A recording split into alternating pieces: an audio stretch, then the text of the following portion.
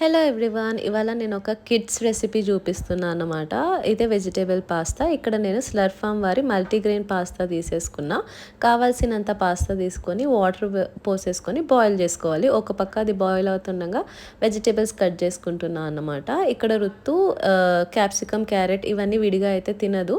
So ఇలా వేసేస్తే బాగా తింటుందని చెప్పి నేను ఈ రెసిపీ అయితే చూపించేస్తున్నాను అన్నమాట. ఫస్ట్ అయితే కొంచెం బటర్ వేసుకొని ఈ వెజిటేబుల్స్ అన్నీ వేసేసుకొని ఫ్రై చేసుకోవాలి.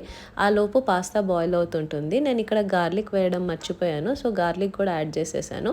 వన్స్ ఫ్రై అయ్యాక అది కొంచెం ఫ్యాన్ కింద చల్లారబెట్టేసుకొని ఇలా మిక్సీ పట్టేసుకోవాలన్నమాట. ఫైన్ పేస్ట్ అవుతుంది.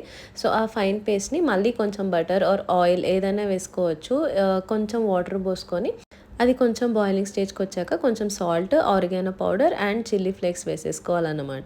సో మనం ఉడకబెట్టుకున్న పాస్తా ఏదైతే ఉందో అది కూడా వేసేసి మంచిగా మిక్స్ చేసేసుకోవాలి. అంతే, అయిపోయింది రెసిపీ. చాలా సింపుల్ అండ్ ఈజీ రెసిపీ అన్నమాట. ఇక్కడ నేను సాల్ట్ సరిపోయిందా లేదా అని చూస్తుంటే రుత్తు కూడా వచ్చి చూపి అని అడుగుతుంది. సో అస్సలు వెజిటేబుల్స్ తినని పిల్లలు ఎవరన్నా ఉంటే ఇది ఒక బెస్ట్ ఆప్షన్ అని చెప్పొచ్చు. నేను లాస్ట్లో ఒక చీజ్ స్లైస్ కూడా యాడ్ చేస్తున్నా. ఇది కంప్లీట్లీ ఆప్షనల్, కావాల్సింటే వేసుకోవచ్చు లేకపోతే లేదు.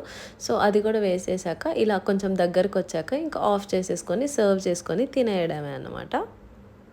ఇక్కడ నేను చూపించిన వెజిటేబుల్స్ మాత్రమే కాదు, ఏ వెజిటేబుల్స్ అయినా యాడ్ చేసుకోవచ్చు. సో ఫైనలీ రుత్తువే టేస్ట్ చేస్తుందన్నమాట. తను ఏం చెప్తుందో మీరే వినేయండి. సూపర్